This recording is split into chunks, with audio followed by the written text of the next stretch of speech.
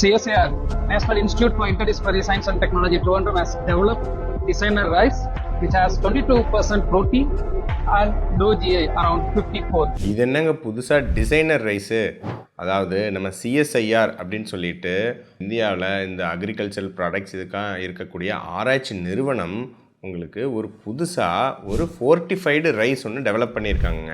அதாவது என்னென்னா, நம்ம அரிசியில் பொதுவாகவே வந்து நம்ம பாலிஷ்டு அரிசியில் உங்களுக்கு புரதங்கள்லாம் கொஞ்சம் கம்மி, சத்துக்கள் கம்மி, அதனால தான் நமக்கு நிறையா பிரச்சனை அப்படின்னு பொதுவாகவே ஒரு எண்ணம் உண்டு.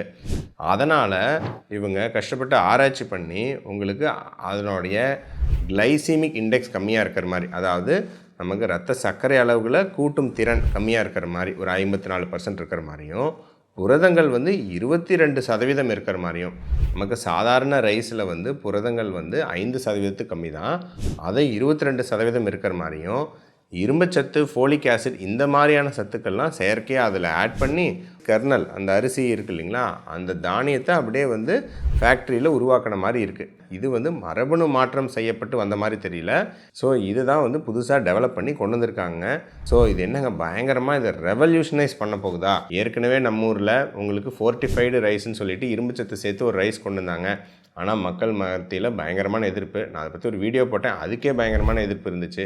ஸோ அப்புறம் வந்து அந்த ப்ராடக்ட் வந்து பார்த்திங்கன்னா பெருசாக வந்து நடைமுறைக்கு வரல. பார்த்திங்கன்னா இது செயற்கையாக உருவாக்கி இருக்கிறதுனால மக்கள் வந்து ஒரு நார்மல் ரைஸ் மாதிரி அதை அக்செப்ட் பண்ணிப்பாங்களா, அதோட டேஸ்ட் எப்படி இருக்கும் அப்படிங்கிறது மிகப்பெரிய சந்தேகமாக இருக்குது. ஸோ இது ஒன்று. ரெண்டாவது, இந்த புரதம் அதிகமாக இருக்கிறது ஒரு நல்ல விஷயம் அப்படின்னாலும் இதில் ஒரு முக்கியமான விஷயத்தை தெரிவிக்க விரும்புகிறேங்க.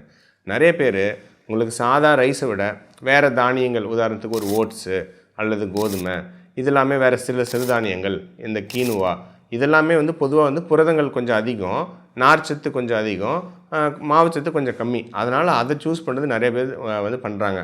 ஆனால் ஃபேக்ட் என்னென்னா, நீங்கள் சாதாரண ஒயிட் ரைஸு நீங்கள் 100-150 கிராம் சாப்பிட்டு, அது கூட நல்ல ஒரு 1/4 கிலோ காய்கறிகள் சாப்பிட்டு, நல்ல முட்டையோ சிக்கனோ மட்டனோ அல்லது வேறு ஏதாவது புரதங்களோ அதை நிறைய அளவு எடுத்துக்கிட்டால் இருக்கிறதுலே எஃபெக்டிவாக உடல் பருமனும் சர்க்கரை நோயும் குறைக்கிறதுக்கு காரணம் அமையும். இந்த 10% 20% புரோட்டீன் வந்து மிகப்பெரிய மாற்றத்தை ஏற்படுத்தாது அப்படிங்கிறது என்னுடைய கருத்து.